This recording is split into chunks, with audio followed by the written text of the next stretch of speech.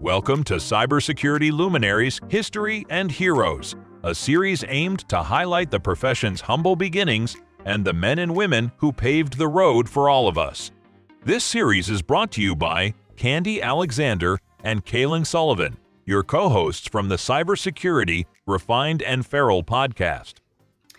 Hello, everyone. Welcome to Cybersecurity Refined and Feral in our very special series that we're calling Cybersecurity Luminaries, Here's History and Heroes. I'm your host, Candy Alexander, and I'm joined, as always, by my brilliant daughter and co-host, Cailin Sullivan. Hey, everyone. Today we have the distinct honor of welcoming a true legend in the cybersecurity world, and with our special series, the Cybersecurity Luminaries. That's right, Cailin. Today, we have the immense pleasure of speaking with someone whose work has fundamentally shaped how we approach cybersecurity, not just here in the United States, but globally. He's been instrumental in developing the frameworks and guidelines that so many of us rely on every single day. So for those of our listeners that might be newer to the field, think of the NIST Cybersecurity Standards, which is a cornerstone for a lot of cybersecurity organizations and businesses in general. Our guest today has been a driving force behind the creation of the cybersecurity standards and their evolution. So with that, please join us in extending a very warm welcome to the one and only Dr. Ron Ross. Ron, thank you so much for joining us and taking time to explore this conversation. We are truly honored to have you here. Cailin? We're so excited to delve into your cybersecurity journey, learn about pivotal moments that have defined your career and the profession overall. We're especially excited to hear about how it began for you and the immense impact that your work has had. So welcome. I am so excited to be here. Thank you, Candy and Cailin, for hosting the show today.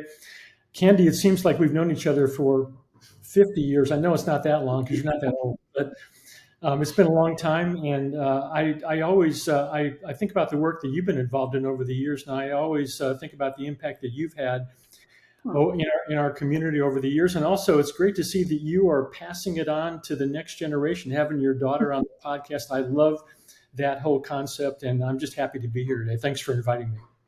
A pleasure. Of course. So let's talk about how you got your start. Like, what initially sparked your interest in the field that would eventually become cybersecurity? Were there any specific events or mentors or even technologies that drew you in?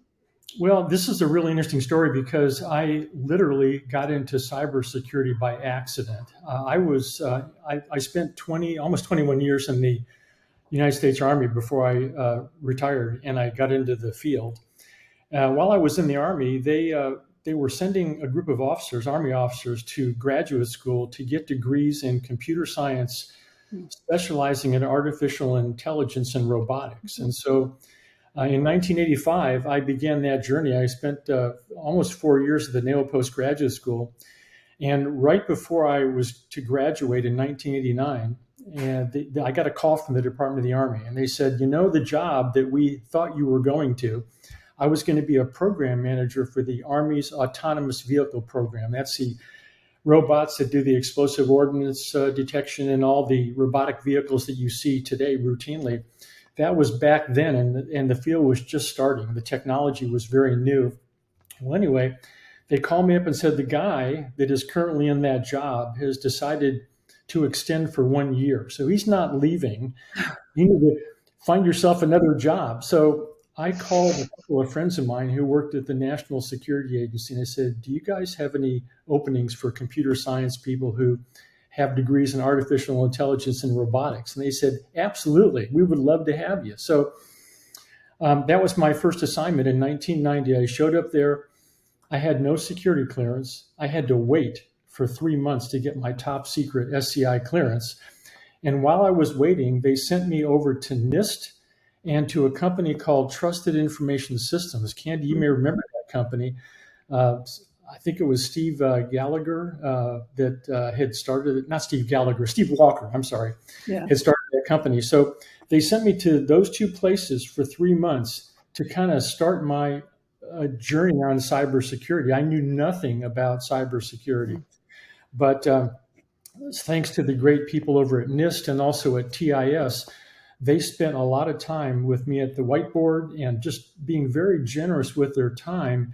And Chuck Flieger and Steve Walker, and there were a host of people that just sat down with this young guy coming out of grad school who knew nothing, and they spent time. And that's one of the things I've carried through my career, is always trying to mentor and help out the next generation. It's so important. But that's how I got my start in cybersecurity. I showed up at NSA finally after 3 months. I got my clearance. I could go in the building, and of course, I was very intimidated back then because this is the NSA. You hear all the stories and everything. And the same thing happened there. I sat down with some of the best and the brightest minds in cybersecurity. This was in 1990, and the National Computer Security Center. That was Pat Gallagher, and I was in the division that produced the Rainbow series. Now, I know, Candy, I know you remember that, and Cailin, you may or may not remember the Rainbow series, but those were the foundational documents that started the computer security field. The Orange Book was the operating systems, the Red Book, and that whole series of publications. That's the division I landed in. And again, everybody there, I spent countless hours at the whiteboard going over the fundamentals. I read every book that I could on cybersecurity, from Maury Gasser's book to Chuck Flieger's book. And I just was like a sponge, and I loved the field. From the day I got there, I knew this was the place I wanted to be because it had such exciting, challenging problems. It seemed like the whole world was talking about cyber even back then. Mm-hmm. And from that time, I never looked back. So that's what attracted you the most. That's what made you connect right away, is the challenge. And yes, it was the difficult problems that you could see the technology coming at that point. I mean, that was back in the days before we had smartphones and tablets and all that stuff. It's hard to, we were barely on the internet at that point. Yeah.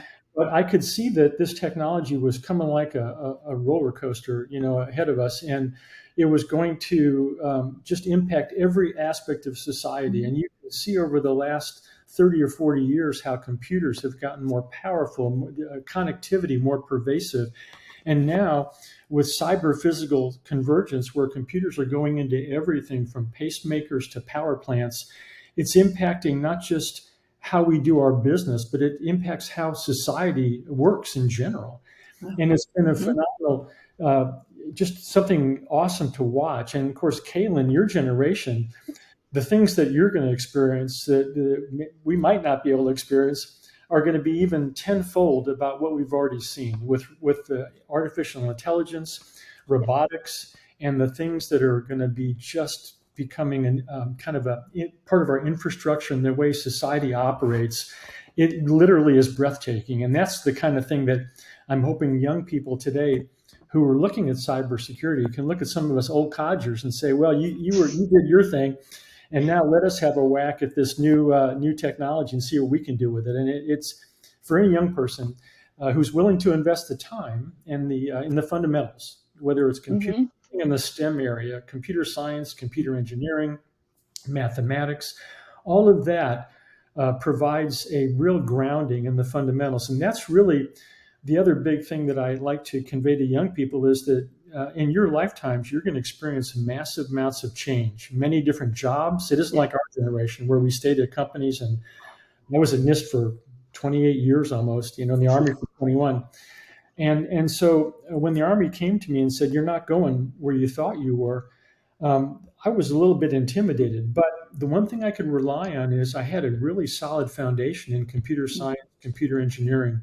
And those are the things that I could apply, because cybersecurity builds on top of that solid foundation. So if you have that investment, in your own education early, it's like investing in the stock market or anything that, over time is going to grow. Investing in the fundamentals of your education will absolutely carry you for a long, long way. And it'll also take you through periods of change when, sometimes you can't control when you lose a job or you get a job. Things are just happening. And so you have to rely on those things you can count on. And that's what I did. And it served me well. And I'm hoping it serves, a lot of the young people well as we go forward in time. Yeah. What I think too is interesting about my generation is I definitely grew up with the internet alongside the internet. So I think millennials have a unique perspective as far as like we grew up in the 90s where like access to the internet and computers weren't like a normal thing Right. and then have grown with it. Whereas generations after the millennials, it's always been a part of their lives. Mhm. So it's almost like we're a bridge between the newer adopters or new technology generations and the older, where we can be the way to convey the lessons that may have been learned prior to technology being such a huge part of everybody's daily lives. Absolutely.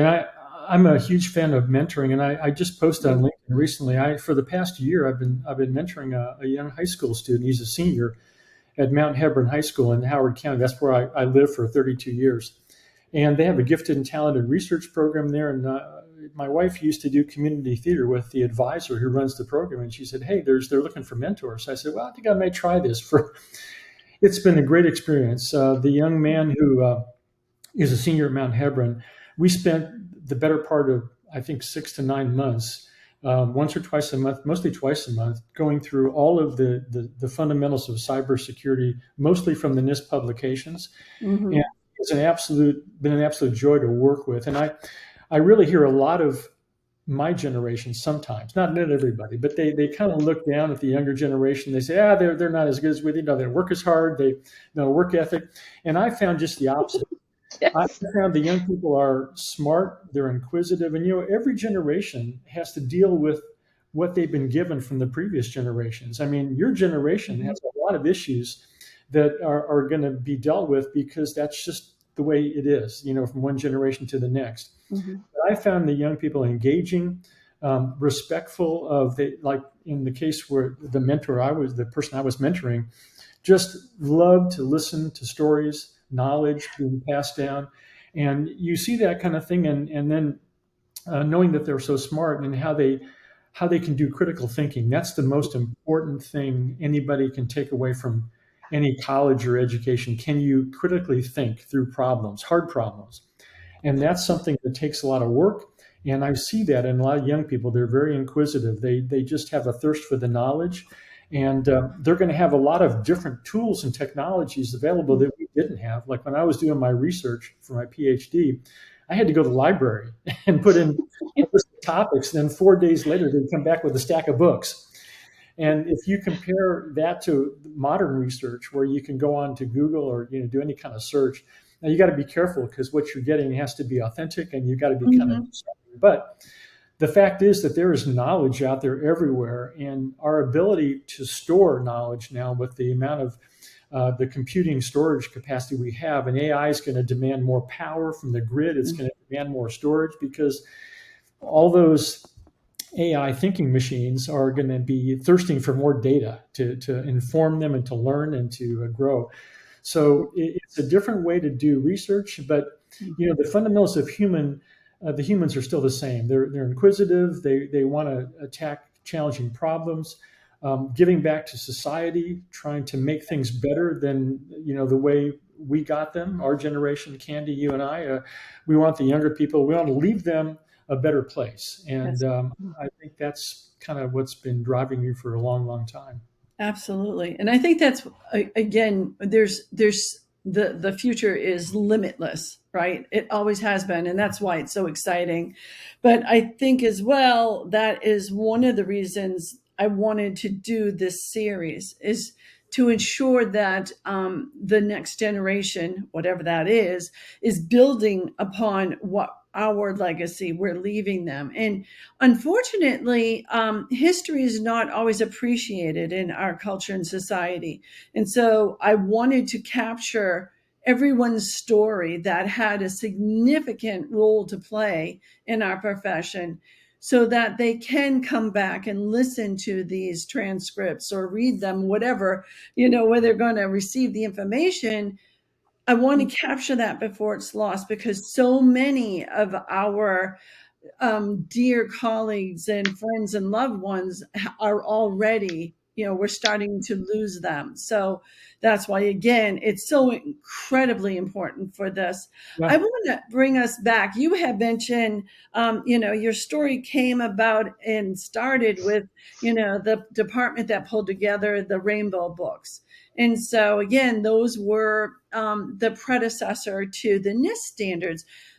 Can you share with us the story of how that transition happened, how we had the Rainbow series, what the intended audience was for, because I think that's important. And then Right. how did that transition to the NIST standards, and how did the NIST standards, because we've had this conversation, transpire to be adopted by public entities or private Yeah. entities, I should say? Yeah, there's a whole story, a backstory behind how all this happened. I think great credit goes to the folks at NSA in the early days, recognizing they were focused. They're a DoD organization, so they were largely focused on protecting the military systems, and they started out with the focus on confidentiality. Our business traditionally has three pillars: confidentiality, integrity, and availability.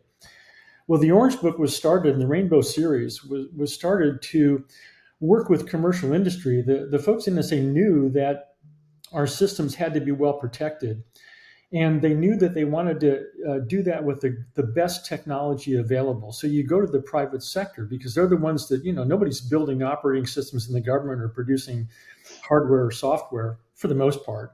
Mm-hmm. And so they said, let's define the best practices, the requirements. The Orange Book had a lot of requirements. They were organized around what we call functionality and assurance requirements. Functionality would be things like access control mechanisms, encryption. Those are the functions that the computer executes to do the protection itself. The assurance requirements were targeted: how was the security function designed? What kind of development process did you go through? Did you go through testing and evaluation to see if that function is actually doing what it's supposed to do? And so the Orange Book, in their, I think it was 6 classes back then, from C1 up to A1, where C1 was the minimum functionality and the minimum assurance, up to class A1, which was formal methods, highly, highly assured and highly functional. And so they specify those requirements in the Orange Book. And then the next step was to get someone to actually build an operating system that could go through an evaluation to ensure those requirements in the Orange Book were being met. Mm-hmm. And so that was the paradigm. They had the division that I was in was the one producing the requirements in the Rainbow series. And then we had an evaluation division across the hall, and they worked with the FFRDCs like MITRE and Aerospace and IDA, the Institute for Defense Analyses, to develop evaluators who could go and evaluate the products that were being produced by industry. Mm-hmm. And so you had many, many companies that took up the challenge, and they built they were called trusted operating systems. Yeah. And what made them trusted is that the companies would build the product. They would then bring it into the National Security Agency, and they signed non-disclosure agreements. And then the evaluators would actually go through and evaluate the design, the functions. They would go through evaluation and testing regimens that would then, if they were successful, they would get a rating, and that would go on the trusted products evaluations list. And then you could go purchase that product and have some level of assurance that it was meeting those security requirements. Well, that was a great idea. I actually, sorry to interrupt, but I actually remember at the time I was working at Digital Equipment Corporation. Yeah.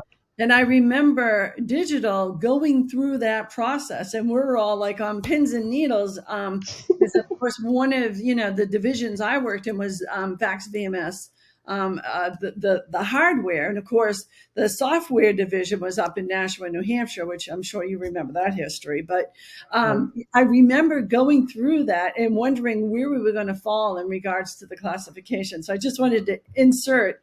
I can attest to that real life nervous biting nail syndrome. Yeah. There were some there was some great companies back then that produced those Mhm. systems.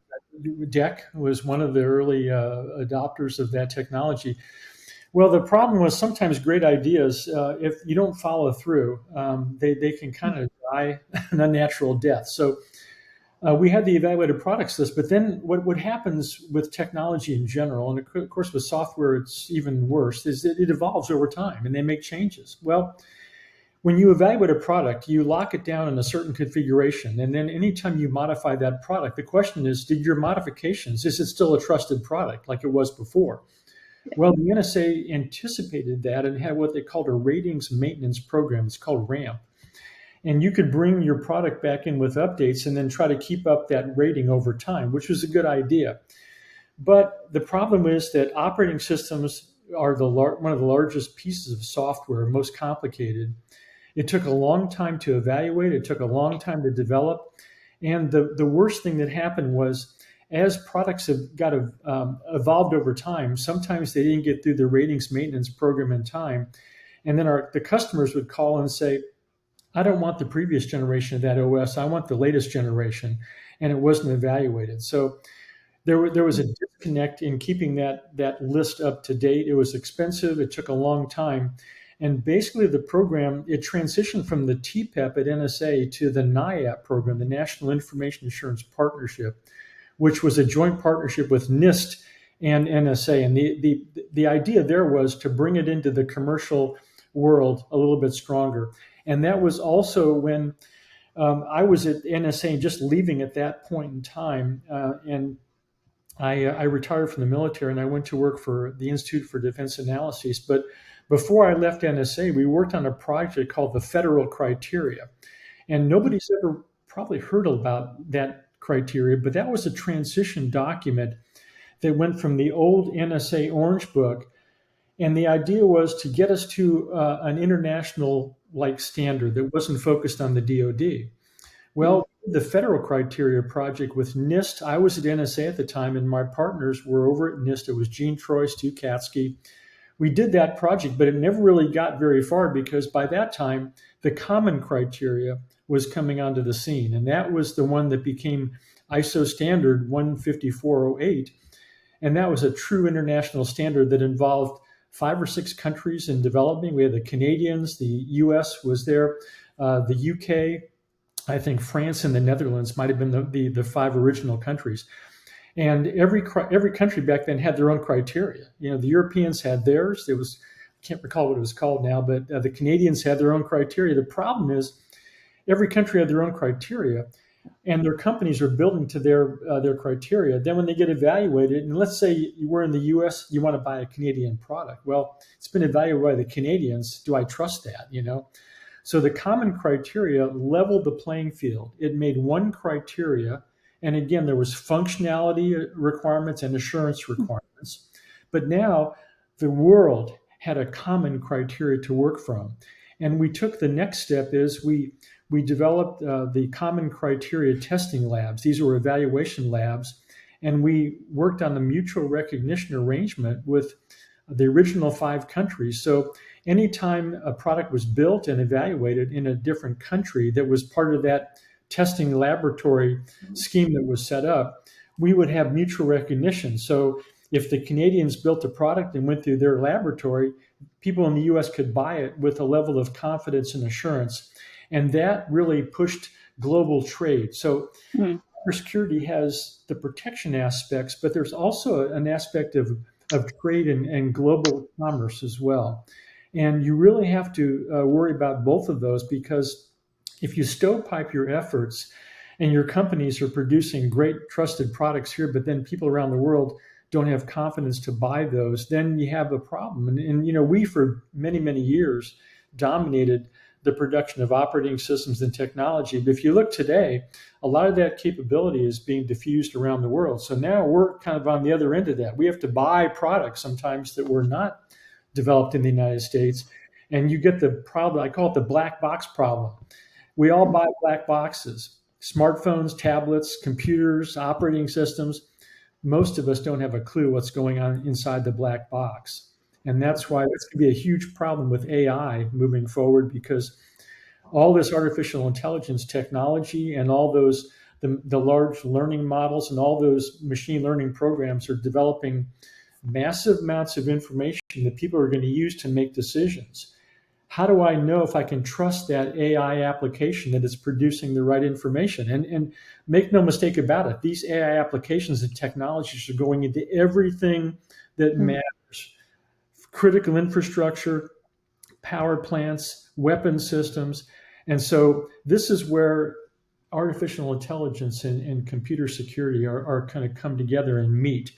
And I believe that in order for AI to be successful long term and be really pushing out to the reach the full capabilities, we're going to have to build and maintain more trusted operating systems, trusted systems in general, because otherwise the adversaries are going to use AI to exploit our systems even more than they are now. And we're going to be doing the same thing probably. So we got to solve that problem. I could not agree with you anymore. Of course, I'd be that a surprise, right? But I speak a lot about my involvement with the Cloud Security Alliance and getting involved in the AI research groups and all of that. And we have some pretty good discussions about, trust and validation, right? And it's interesting. This is, again, one of the reasons why I think these conversations about our roots and our history are absolutely critical. There are many that believe we will get to a point where human in the loop is not necessary. And of course, my response to that is I believe it's going to be dependent on the level of risk or the level of trust. Go back to the conversation you were just mentioning, the criteria in which you have built the Orange Book, right? Such as the functionality and the assurance, those major categories. Right. Insert AI. The level of functionality for the AI system or agents or whatever, right? That concept of the functionality, and then to have an assurance, in a way to test that assurance and the level of that assurance. So this is, again, why I'm so excited to do this and have conversations with folks like you to remind us the basics will never change. That's a great point. And Cailin, for your generation, this is one of the things I noticed from the time I left NSA to the present day. And I've had this conversation with a lot of people, so it's not just my opinion. The whole concept of assurance has kind of left the building in many people's minds. Most people focus on functionality. What does the product do? What capabilities does it have? There's not nearly enough focus on assurance, which means how is the product built? What kind of methods were used to develop the software, secure coding techniques, memory-safe programming languages? Many computer programming languages are not the best to develop software because you can do a lot of things with the language itself that are pretty risky. And we tried to, you remember back in the day, the DoD tried to solve that problem by developing a language called Ada, which was a language that was much more strongly typed and didn't allow programmers to do dumb things. I mean, programmers are very creative. Given their druthers, they'll go off the reservation pretty quickly, sometimes for good reasons, for innovation. But assurance is about bringing the receipts. If you tell me that your product does X, Y, and Z, then I need for you to prove it to me. I need to, the concept of trust and trustworthiness is very related to assurance. I had a post on LinkedIn just this week about the term secure and then the term trustworthy secure. And I talked about the term secure is an absolute term it's an absolute concept that cannot be achieved absolutely.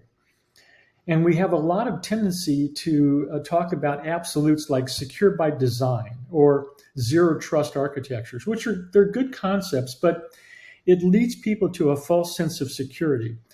When you're talking about the term security or secure, you really have to have an adjective in front of that called trustworthy, because trustworthy allows you to have a continuum of trust.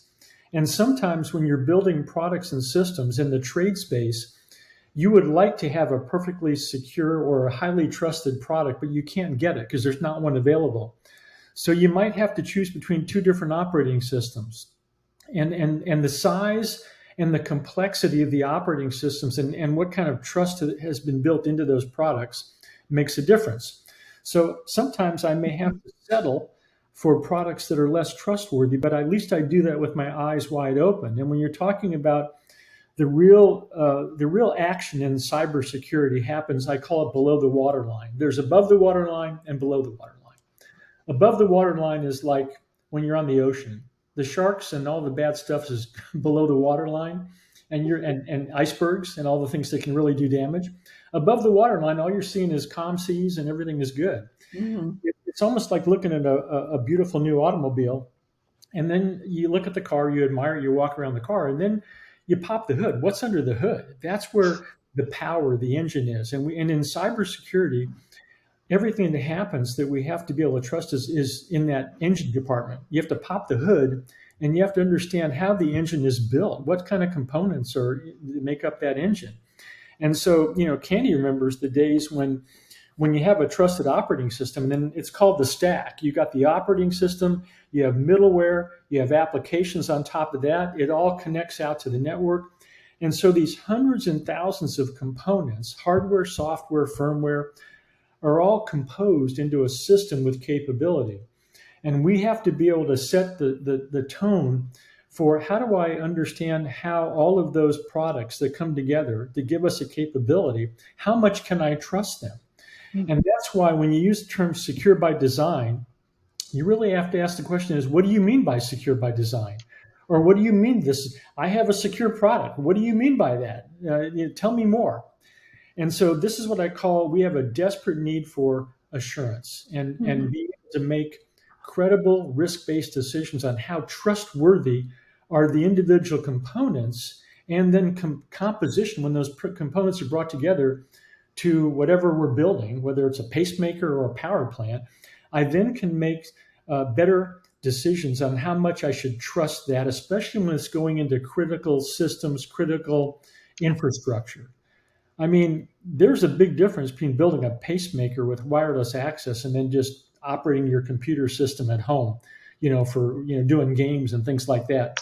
Sometimes where these computers end up, especially now with cyber physical convergence, where everything now is computers aren't everything. Software and firmware are driving the intelligence of those computers, and they're going everywhere into everything. So assurance and trustworthiness is a discussion that we need to have. And I'm hoping that we don't just gloss over and end up settling for the term secure by design without any meaning behind that. And that's Cailin, that's what I started with. That's your generation's challenge, because we've lost at least 2 generations of people who understand what assurance is and why it's important. And we have to get that back, especially if we're going to push AI out to the edge. At some point, if we don't attend to the foundation and the assurance of that foundation, it's going to come back to bite us big time.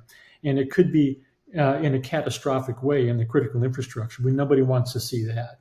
So there was a movement at one time where when you would go for a degree, it would be in information assurance. And now it seems like now it's, of course, cybersecurity, master of whatever.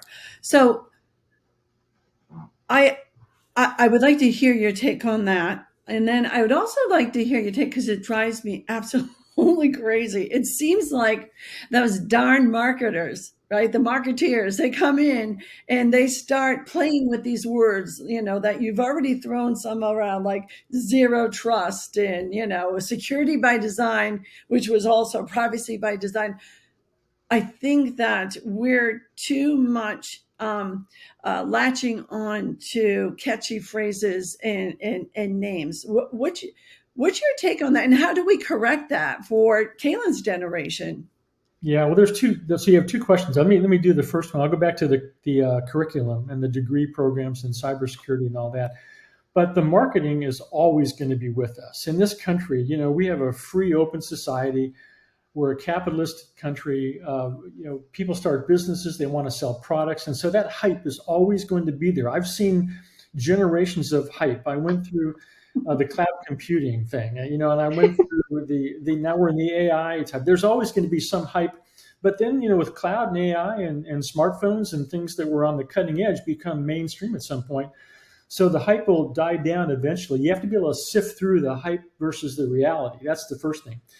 It's always going to be on the responsibility of the customer to be a discerning customer. In other words, we have a responsibility to ask some questions. And a lot of times we don't do that. We're just so enamored with the technology and we get addicted to the technology because why wouldn't you? Who doesn't want to be on that smartphone with 1,000 apps? I'll tell a quick story about that. When you're in computer security, you get a phone, and I had a government phone for a long, long time, and you're not only supposed to download certain apps. So, people who work in the government, we're like everybody else. We see a new cool app out there, and sometimes you want to do it. So one time I was sitting in a movie theater with my wife, Connie. This is back years ago. And somebody said, you can download an app for your phone right now that will tell you the optimal time when you can go to the bathroom, during the movie. They've done all the research. And so I'm looking at that now. At that time, I was probably, almost 60 years old, man, even back then. And I'm saying, so, for someone who's young, maybe in their 20s, that's not a mission essential application. But for me, at my age, that was a mission essential application. I don't want to miss a good part of that movie. So I went ahead and downloaded it. That's the temptation that we have. We all want the application. So the problem is today is that the buyers have to beware. Things that you're downloading, anytime you touch a website, open up an email application, open up an attachment, anytime you touch any part of that internet infrastructure, the sophisticated malicious code can be instantaneously downloaded to your device. And that's something that most people never see. They may not even feel it because the sophisticated actors now are after certain types of information, certain capabilities, targeting, and they have an attack chain that is well honed. And so this is where customers have to start to be discerning customers and ask questions. We can't just settle anymore for every product that comes from the vendor without asking the questions. Well, how did that product get built? What kind of trustworthiness should I put into that product? Now, it's true that you probably can't, on an individual basis, influence Microsoft or Google, but we need to have the ability as a society to start asking those questions, which maybe will drive the vendors to being more transparent, more visible with how those products are being built. Now, if it's going into my home computer and it's not going to be catastrophic, I mean, the blue screen of death happened a lot. Candy, you probably remember that term. Cailin, maybe not. But nobody died from the blue screen of death that I know of. But today, the blue screen of death can have catastrophic consequences because of cyber physical convergence and where those computers are going. So this is a conversation that is going to take place between consumers and producers. And the government may or may not get involved. Sometimes the government gets involved and regulates, but we don't like to regulate too much because it sometimes impinges on innovation. Mm-hmm. And so there's that delicate balance that has to be struck. We're not there now. I know that because there's a lot of black boxes out there that I don't know a lot about, and the vendors industry is not providing enough information. That's what's driving the SBOM work, the security bill of materials, the software bill of materials. We're trying to get industry to give us more information. What kind of processes did you use to build that software? What kind of testing and evaluation did you go through? Are you fixing your vulnerabilities or the weaknesses and deficiencies? And then of course on our end, we have to be more vigilant at patching and doing things to keep the software up to date. That's the long answer to your first question. The second question about degrees, this is another frustration of mine. When I was at NSA, we used to hire young people to come in to work at the agency. And the first thing you do when you interview them, what kind of a degree do you have? And the second question is, what kind of courses did you take within that degree program? And I found that computer science programs and computer science programs with a focus on computer security, those didn't exist in the early days, by the way. They're very different. And I'll give you one example. When I was at the Naval Postgraduate School, one of the courses that was required is something called automata theory. Now, you might not have ever heard of that, but it basically is a course. It's the mathematics of computer science. It talks about complexity theory, what kinds of things are possible in a world of computers and computing, Turing machines, finite state machines. That course was very, very important to the fundamental understanding of how computers work, but there wasn't much call for it after graduation unless you were working in kind of a theoretical job or something in an R&D area. So a lot of times the courses disappeared from the curriculum because colleges and universities are under a lot of pressure to have courses that are relevant and then can transfer to when the student graduates, you can go out and get a job where you know something and you can do something constructive. So there's a tension. There's only so many hours and so many classes that you can shove into a 4-year program. So when the NSA started their Cybersecurity Center of Excellence project, they worked with colleges and universities. And the way you have to work it is if you could get computer security programs into the curriculum, great.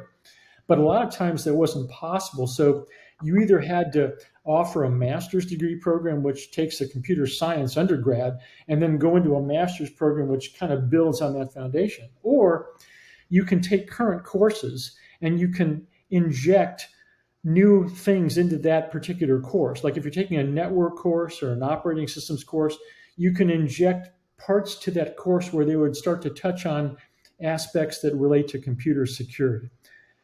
The good news is that most work in computer science is foundational to protecting systems. So when you do good software development, what happens in most systems is software is a sloppy process because you're not using formal methods in most cases. Programmers are creative, they're innovative, and they want to get stuff done quickly. A lot of times documentation doesn't get done, and you may want to use programming languages like C or C++. I guess C++ is maybe better, C or C++, but now you're using whatever language the developers want to use. You're importing code libraries, and sometimes the software is a little sloppy, and there's weaknesses and deficiencies that are not caught. Well, you get to buy those as a commercial product, and then you get to enjoy that weakness and deficiencies, which every Tuesday they come out with their Patch Tuesday, and then they ask you to fix all the stuff that they didn't want to fix when they built the product. That story continues today. And so the colleges and universities are all unique to their own curriculums, and of course they're accredited and all that, but there's going to be a continuing need to look at those curriculums, especially for systems security engineering, which is now something we're pushing that takes the engineering, computer engineering and computer science, and then there's a special skill set that can come out of there. There's knowledge, skills, and abilities in the systems security engineering world that kind of have a foot in the computer science world, but also in the engineering world.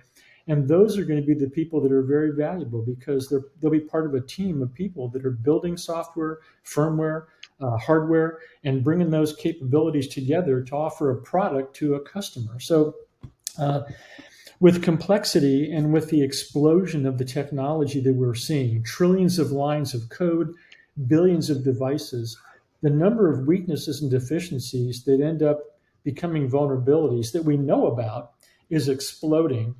But the more dangerous part of that, and AI may help some of this, but it also may exacerbate the bad guys' ability to get in, is what we call the 0 days. That's the hundreds and thousands of weaknesses and deficiencies that you don't know about that the adversary stumbles across, and they exploit those before there's any patch or any, and then it becomes a known vulnerability after it's become a 0 day. So that's the nightmare scenario of having complex systems, and complexity is still our number one threat. Our technology and moving forward. So, yeah. And isn't it terrifying about what our future is, right? So talk about complexity, just say the words artificial intelligence. And now that artificial intelligence is being used to develop programs, and, you're taking bits and pieces of libraries here and there and tossing it to AI to generate even more code. I mean, that's complexity at its utmost. And, when we look at the future, so let's, shift a little bit more. How can we take the lessons that we've left behind, or that we have experienced, I should say, because I don't think we left them. But how do we take those lessons that we've experienced and reformat them or reintroduce them into our future with AI. Because again, the most profound part of our conversation to this point for me has been that whole reminder of functionality versus assurance, and how those need to happen hand in hand. But the complexity aspect that you just mentioned is now going to be exponentially more. Yeah, there's two aspects of this that you just touched upon. One is taking what we learned in the past. We have almost 45 or 50 years of what I call fundamentals of computer science, computer security, going back to I guess it was 1976 when the Anderson report, 72, I think, 76. Been a long time. We have to continue to push those foundational principles and concepts forward in time. And that's what we tried to do with our NIST Special Pub 800-160, Volume 1, capturing those 40 years of design principles and concepts of building trusted systems and bringing those forward in time. That's the first thing we have to do. We got to keep that conversation in the forefront of everybody that's working in the business today. And I don't just mean cybersecurity people. I'm talking about people who are building systems, software, because they may or may not appreciate the importance of protecting that software. They hear about it all the time, but they may not appreciate what has to be done below the waterline to really protect that software, where if it's going into a critical system, like a pacemaker or a power plant, we have a level of assurance that we need for society's purposes so we don't have catastrophic occurrences. But the other thing I think we have to do, and this kind of gets to a project that I was working on before I announced my retirement from NIST a couple of months ago. I was working with NASA and the Jet Propulsion Laboratory, part of Caltech, on integrating security into our space systems that are being built. And what this talks about the problem that system engineers have in actually building security into those cyber physical systems. If you think about most of our work in the first 40 years of cybersecurity, it was mostly on enterprise level systems, the business systems and things like that. And Candy, you remember all that, even going back to your days, in the early days. It was all the NIST frameworks, the cybersecurity framework, the risk management framework, even though you could apply those to cyber physical systems, it was mostly a kind of a higher level view with the enterprise systems, commercial products, and all of that. The vendors did all the heavy lifting below the waterline. They were the ones producing the hardware, the software, the firmware. Now we get to the point where NASA and the DoD and maybe DOE are building real systems. And they're seeing this massive convergence of cyber and physical systems. You take a satellite system like the one I was working on with NASA and JPL. It's called the Sunrise system. It was 6 CubeSats, 6 satellite cubes that are being launched. It hasn't launched yet. It's been built. It's going to measure the radiation coming off the sun. But you could apply that to any NASA project, going back to the shuttle, SpaceX today, all those space flights going on. So the system engineers are building the components and the satellite and the launch systems. And they have a ground data system which communicates with that satellite or that shuttle or whatever the SpaceX capsule might be. These are system engineers who know, in many cases, they're fantastic engineers. They don't know a lot about cybersecurity. So you bring in the cybersecurity people who are used to using the risk management framework or the cybersecurity framework, and they say, I don't know a lot about engineering. So you can see we have a blending of skills now that are coming in, and there's kind of a gap in knowledge in one group that knows enough about either side to do meaningful work. Well, what we're finding is that space is a very valuable target today, and the adversaries know that, and they're crawling throughout our infrastructure right now. We know that because Rob Joyce had a recent congressional testimony. He talked about the adversaries attacking our critical infrastructure. And what I always tell people is just because the lights are on today doesn't mean that the adversary is not pre-positioned malicious code, because sometimes we're more valuable to an adversary with the lights on than the lights off. You think that with some of the adversaries that we're up against. Some of those adversaries have a lot of our debt. We have big trading partners with them. And they may not want to shut those lights off right now, but knowing that that code has been pre-positioned, they can trigger that attack at a time of their choosing. That's the part that is very unsettling. And we have to fix that problem, because now, whether it's a crane that is unloading goods at a port that's produced by someone other than a company in our country that has lots of cyber physical components on that crane in the port loading stuff, that's another potential target for malicious code that could destabilize our supply chain back end. So the warfighters, for example, that warfighter supply chain goes from the pointy edge of the spear, wherever they're engaging, all the way back to the United States. And the difference in today's war fighting versus back 30, 40 years ago when it was all kinetic, now you can win a war by not firing a shot, by just down critical parts of the infrastructure in that supply chain. That's why the DoD is very concerned about that. So with NASA, they're experiencing the same engagement with adversaries. And without going into any details, what we've learned is that when you put in typical security safeguards, we might call those security controls. Maybe many of those come out of 853, the NIST publications. Maybe they come out of ISO 27001. But typically those controls are selected and they appear in commercial products. But the adversary, the clever ones, have found ways around those safeguards. So what they see is that they put the safeguards in traditional places, and then they can see the adversary now has found ways in the attack sequence to go around those.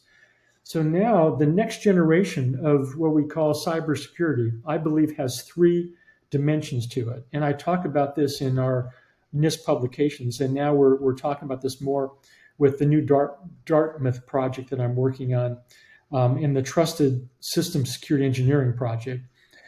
First level is penetration resistance. Stop the bad guys at the front door if you can. And that's what we would say that the last 30 or 40 years has been about penetration resistance, building that moat as high as you can build it, access control. That's what the zero trust movement's all about. Strong authentication, strong access controls, continuous monitoring.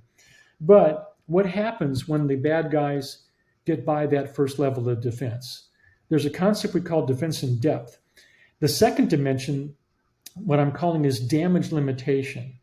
Once they get in your house, and I use an analogy of, you have a house, you have a lock on your front door, but what happens when the bad guys bust through the front door?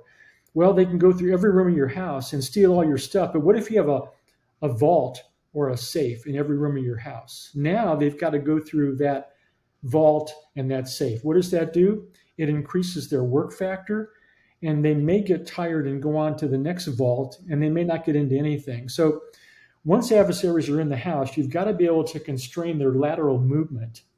And so you got to slow them down. And we have lots and lots of ways to do that with segmentation, virtualization, micro-virtualization, micro-segmentation. You basically make their life miserable. If you're in my house and you're not invited, then I'm going to make your journey here just awful. And so that's the second dimension. We call that damage limitation. Third dimension is called cyber and system resilience. That's being able to take the punch and get back up and continue. Even if you're in a degraded or debilitated state, you keep the lights on, you keep the warfighting capability moving forward, even if you're not at 100%. You're at some operational level. That resilience is kind of like the human body. We have viruses and bacteria out there every day. Our bodies do a tremendous job about fighting those off. Now, occasionally, you can have cancer cells that kind of challenge your immune system, and sometimes you don't win that fight. But we're getting better at that. And so all of the genetic engineering going on now, the cancer research, targeting those cancer cells, the immunotherapy, that's a good analogy for how our defenses are going to evolve with our computing systems over time. And so that's the 3 dimensions that we talk about in the future of trustworthy system security engineering, leading to I would say, a capability that provides resilience to the organization, the enterprise. And again, getting back to our notion of trustworthiness, how much resilience do I have? And that's going to be highly trustworthy levels of resilience, and then resilience that's not quite there. And that's okay, because you can't afford to have perfect protection for everything on the planet, but you do want to have that protection where it's needed for those things that are critical, um, critical systems, critical programs, critical infrastructure, life-threatening things that we all know where those things are. We just haven't really been able to characterize what that vision looks like. And that's been my greatest frustration. You don't hear a lot of talk about engineering, system secure engineering. It's all about secure by design. But then again, what does that mean? Right. Does that mean Right. patch Tuesday, or you get the idea? Absolutely. Yeah. And I know that's definitely one of the chords that you ring true. And I think that is missed. It's missed a lot. Two more questions. First one. So you've announced your retirement from NIST, and again, thank you so much. I mean, your service and contributions in that role have been, profound is an understatement. But what's next for you? Would you like to talk about that for a moment? Well, I had a wonderful experience at NIST. In fact, all the pieces of my career have all been great. Um, NIST is a great organization, and they had wonderful people. And I was there at a time when we were able to do some really good things. It was just an opportunity with FISMA and all the Mhm. publications that came out. And it's part of the passion. I think that one of the things that I hope every young person who's listening to this, or even some of the older people who still want to ignite that passion, find something that you love to do, and it'll never really be work. And even to the last day at NIST, every morning when I get up, I was excited about what was on the agenda for today. And that excitement and passion when you retire, and this is a message to the people who are retired. Some people go into retirement, they're just glad to be there. They're not looking back. They'll be on the beach drinking margaritas, whatever. But to me, if you still have the passion and there's still the challenges out there and the need, then I wanted to be able to continue to contribute. And I've got a couple of things that I'm working on. One, I just recently started a position at Dartmouth College as a fellow there. I'll be working with my friend Sammy Sagery, who I've known for a long, long time, going back to our NSA days. And we're going to be working on something I talked about earlier called the Trustworthy Secure Systems Engineering Project. We're basically going to try to define an ecosystem that has 6 pillars in it. And it goes from, I won't go into a lot of the details. It'll be on, I think I posted on LinkedIn. There's a short paper you can read. But it brings together people, part of the problem, processes, and technology. All 3 components have to come together in the ecosystem to promote innovation, new technology, making sure that what we produce is trustworthy, and then making sure we have this knowledge, skills, and abilities from the younger generation to continue this journey and becoming the best that we can possibly be. So that's one of my passions. I'll be working with the great team at Dartmouth College and their Institute for Security, Technology, and Society. And the other thing Mhm. I just launched last week was my own small company. It's a company of one. It's me, sole proprietor. It's an LLC. It's called Ron Ross Secure, and it's just going to be more of an advisory services company. There's a lot of people out there who need, a step up, just some quick conversations, and I'll be maybe some board of director type work. But I'm just loving the things that are on the horizon. And your runway gets shorter as you get older, but that doesn't mean that what runway is left can't be the most meaningful part of your life. And that's what I'm going to be doing. And I'm just again excited. And thanks again for spending the time today and hearing my side of the story. Absolutely. I am just so thrilled to hear you say that because you do have so much more knowledge to share with so many more people. So I'm so excited to hear you're continuing your journey. And by the way, when you get up to Dartmouth, if you go on site, let me know. And if it's in the summertime, we'll have to get together because that's Absolutely. where, That's a done deal. Yep, for yeah, sure. we'll even drag Cailin with us and she can pay the bill. um, the other question, as you might have heard from our previous recordings with Gene Spafford, um, again, there's so many that I have feared we've lost their voice and or recognizing those individuals. So I believe we have a couple that I would like to ask you about. One I know we both had known quite well. Love to get your first reactions, what your thoughts are when you hear this name, and that Okay. name is Howard Schmidt. Howard Schmidt, a wonderful, wonderful individual. I met and became friends with Howard over the years. He worked at the White House for a time, as you know, and just a very innovative, visionary type of person. Very, you can judge people on their technical, their street creds, but the kind of individual they are, the person they are, their character. He was class act all the way, and he is missed greatly.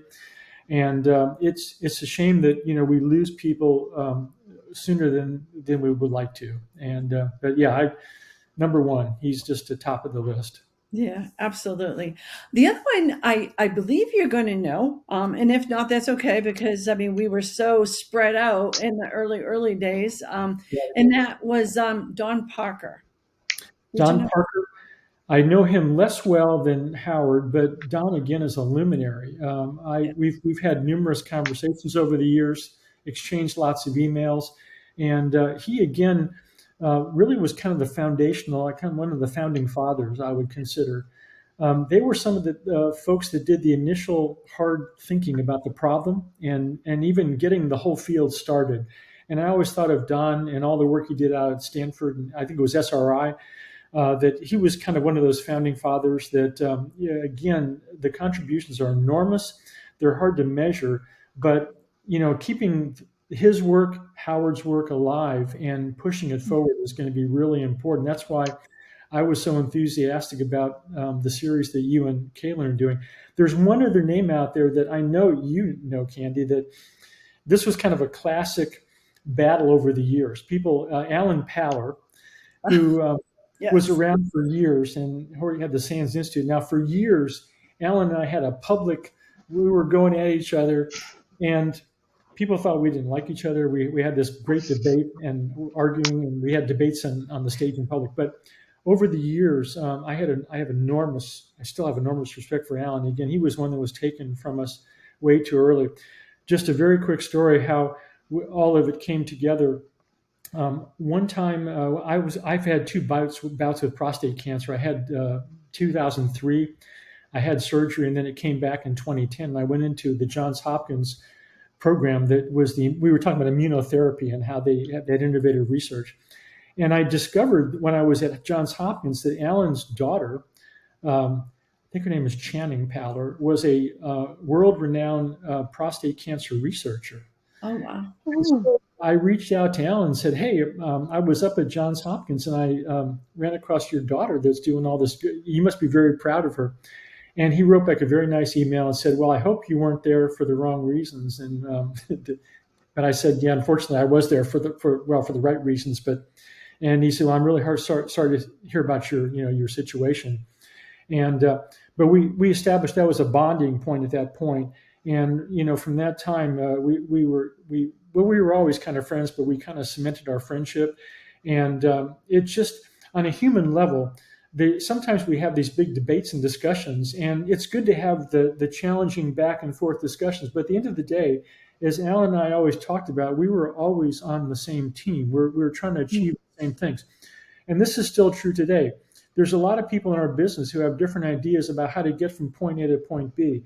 But the important thing from my perspective is to be respectful, to respect them as individuals and their ideas, and don't have the not invented here syndrome. Always be open to willing to learn new ideas, and that kind of collaboration. I go back to the President Kennedy's great speech about going to the moon and doing other things, not because they are easy, but because they are hard. That speech in 1961, I believe, 8 years later, we landed our first astronaut on the moon, our first man on the moon. And that was the greatest example of what I call the essential partnership. Government, industry, and academia collaborating to solve what seems to be the impossible problems, the difficult and challenging problems.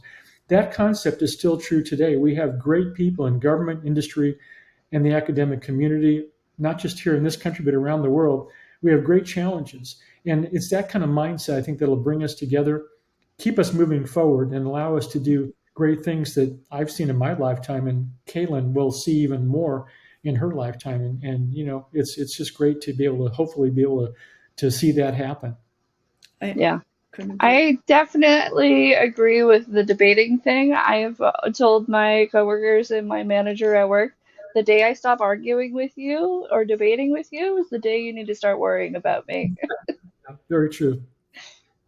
Well, thank you so much. I can't say enough how enlightening and how much of a wonderful conversation. I've really enjoyed it. Walking down memory lane, and I mean, I hadn't thought about digital going through that criteria, and a lot. I mean, ages and ages, right back to tying the conversation from our lessons learned into today's, exploration and adoption of AI, and how we need to be really careful and ensure there are assurances in place. So again, can't thank you enough. It was absolutely wonderful to see you again. And I do hope, like we say when we get older, we never get a chance to really sit and enjoy each other's company and conversation enough. So hopefully, we'll have that opportunity again in the future. So with that, we're going to go ahead and close. So again, my most sincere appreciation and gratification for everything you've done, not just today's conversation. Thanks, Candy. Thank you very much. And thanks, Cailin. I appreciate you too. Thank you. Of course. Yes. Thank you so much for, spending this time with us. It's glad to do it. Your knowledge is so valuable. So. Yes. So with that, we're going to go ahead and close out our episode for today. We hope all of our listeners have enjoyed it as much as we.